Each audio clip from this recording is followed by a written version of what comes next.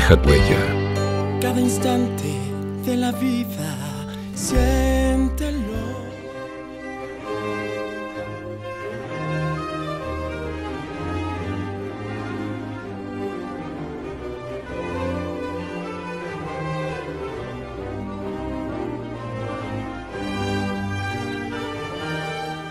Muy estimados televidentes, volvemos otra vez al tema de la iglesia oscurantista. Vamos a tratar ahora de la civilización de los bárbaros por parte de la iglesia católica y especialmente por parte de los monasterios, por los monjes benedictinos y cistercienses. La invasión de los bárbaros sobre el Imperio Romano a partir del siglo IV fue devastadora. No solamente destruyó el Imperio Romano de Occidente, sino también las instituciones. Se olvidó de las leyes, de la literatura, de la educación.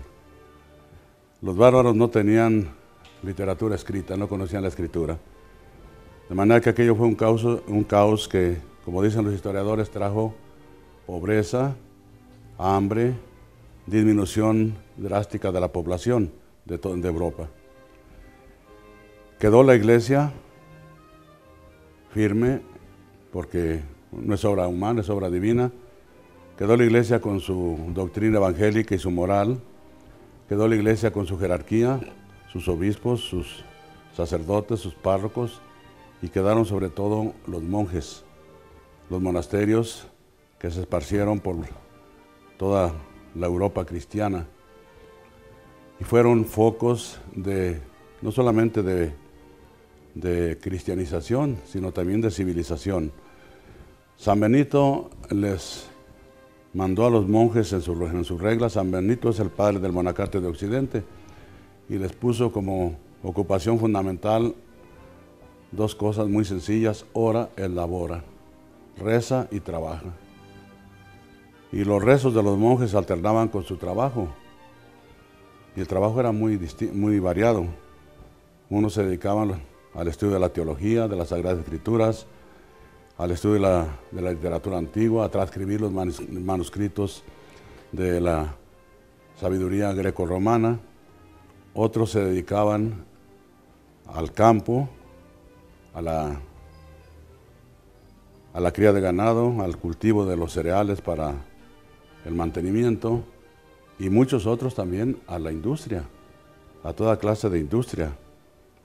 Cada monasterio era como un centro de difusión del orden y del trabajo. Los monjes disecaron pantanos con sus propias manos. Disecaron pantanos, abrieron canales para que la tierra fuera cultivable, hicieron represas o diques para la irrigación, construyeron máquinas para moler el trigo, para los hilados y tejidos, etcétera, máquinas que eran movidas con fuerza hidráulica. Ellos inventaron máquinas con fuerza para moverlas con fuerza hidráulica. Y todo esto lo enseñaron gratuitamente a la gente de los alrededores. Los bárbaros vivían pues como seminómadas, vivían de la guerra, del pillaje, y los monjes los fueron calmando, los fueron asentando, los fueron civilizando y los enseñaron a trabajar. Hay inventos, por ejemplo, el del reloj mecánico, pues lo inventaron los monjes. El Papa Silvestre II, cuando era monje, inventó el primer reloj mecánico para una torre, esos relojes enormes, para la torre de Magdeburgo en Alemania. Existe todavía en el Museo de Ciencias de Londres un reloj hecho por un fraile hace 6 siglos y está en uso. Especialmente se distinguió a los monjes en el cultivo de la uva, porque San Benito, que era un hombre muy equilibrado, muy prudente, estableció que en la dieta de los monjes, para que tuvieran salud y pudieran trabajar y rezar, se incluyera el vino de uva. Entonces los monjes cultivaron los viñedos por muchas partes y elaboraron los vinos, los buenos vinos. Los buenos vinos de los que gozamos ahora fueron invento de los monjes. Por citar un ejemplo, la champaña Don Periñó es famosísima. Bueno, esa champaña Don Periñó fue inventada por un abad de una abadía del Mar en Francia que se llamaba Don Periñón, el abad ese. Él, mezclando varios vinos de uva, logró producir lo que se llama la champaña, y sus preceptos de fabricación son válidos hasta el día de hoy. Lo que él inventó todavía vale. Y hay muchos otros inventos que se deben a los monjes. Como quien dice, se habla de una revolución industrial en la Edad Media, en cuanto que los monjes inventaron muchos aparatos, sencillos si se quiere, pero muy productivos para las distintas artesanías. Y todo ello lo enseñaron gratuitamente.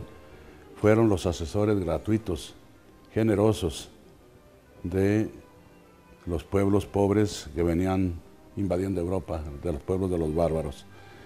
De manera que aún en este punto la Iglesia tiene un mérito enorme de haber cristianizado, de haber civilizado y de haber enseñado a trabajar a estos que ahora son la población de Europa próspera, primer mundo, y lo deben a la Iglesia, y le deben sobre todo a los monjes.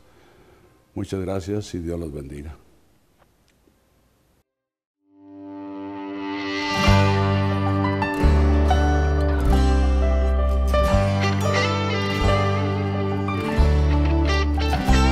Deja tu huella. Cada instante de la vida, siéntelo.